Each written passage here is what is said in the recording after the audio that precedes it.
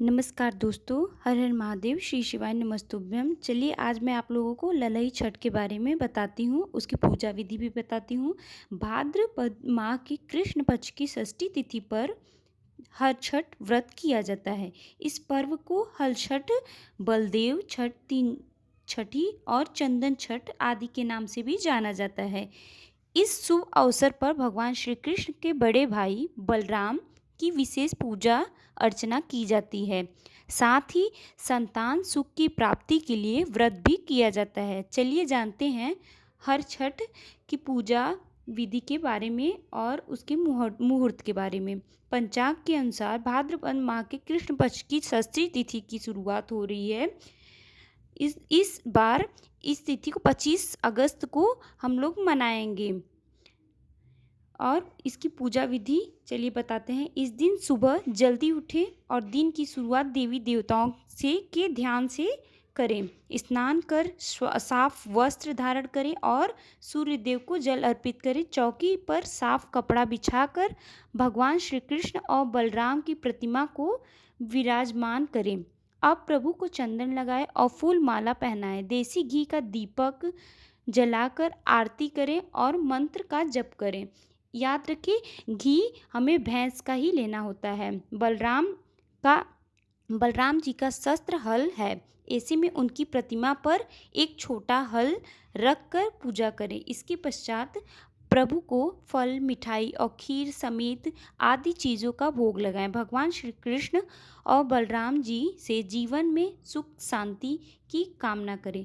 हर छठ का महत्व धार्मिक मत है कि जो साधक इस व्रत को करता है उसे संतान सुख की प्राप्ति होती है और संतान को लंबी आयु का आशीर्वाद प्राप्त होता है। इस दिन महिलाएं निर्जला व्रत रखती हैं। ऐसा करने से परिवार पर भगवान श्री कृष्ण और बलराम की कृपा सदैव बनी रहती है। हर छठ व्रत की पूजा कैसे की जाती है आइए बताते हैं। इस दिन महिलाएं अपने आंगने में झरबेरी, पलास और कांसी की टहनी लगाकर पूजा करती हैं। छठ माता का फोटो लगाकर उनको 7 अनाजों को मिलाकर बनाया बुआ, सतनजा और दही तिन्नी के चावल से भोग लगाया जाता है। फिर इसके बाद व्रत कथा की कहानी सुनाई जाती है। ये आप लोगों को कथा की कहानी सुनाते हैं। प्राचीन काल में एक ग्वालिन थी। उसकी प्रसूति का समय बहुत निकट था। एक ओर उसे प्रसव की चिंता थी तो दूसरी ओर उसका मन गाय का दूध दही बेचने में लगा हुआ था। उसे लगा कि यदि प्रसव हो गया तो दूध दही वहीं पड़ा रह जाएगा। यह सोचकर उसने दूध दही के बर्तन सिर पर रखे और उन्हें बेचने के लिए चल दी। लेकिन कुछ दूर जाने पर उसे असहनीय प्रसव पीड़ा होने लगी। वह एक झरबेरी के पेड़ के नीचे चली गई और वहीं बच्चे को जन्म दे दिया और वह बच्चे को छोड़कर आसपास के गांव में दूध दही बेचने चली गई। संयोग से उस दिन हल षष्ठी थी। उसे गाय और भैंस के मिश्रित दूध को भैंस का दूध कहकर सीधे साधे ग्रामीणों को बेच दिया। दूसरी ओर जिस झरबेरी के पेड़ के नीचे उसने बच्चे को छोड़ा था उसके पास ही एक किसान जोत रहा था खेत। अचानक उसे बैल भड़क उठे और हल की धार उसकी शरीर में घुसने से बच्चा मर गया।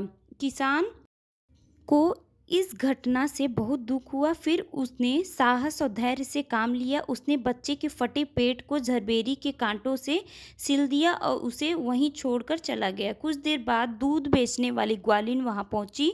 बच्चे की हालत देखकर उसे समझते देर न लगी यह सब उसके पाप की सजा है। वह सोचने लगी कि यदि मैंने झूठ बोलकर गाय का दूध न बेचा होता, गांव की स्त्रियां का धर्म भ्रष्ट न किया होता तो मेरे बच्चे की हालत ऐसा नहीं न होती। इसलिए मुझे वापस जाकर गांव वालों को सब कुछ बता देना चाहिए था और प्रायश्चित करना चाहिए थे। ऐसा निश्चय करके वह उस गांव की ओर पहुंची तो जहां दूध और दही बेचा था वह गली गली जाकर अपने कुकर्म और उसके फलस्वरूप मिली सजा का वर्णन करती।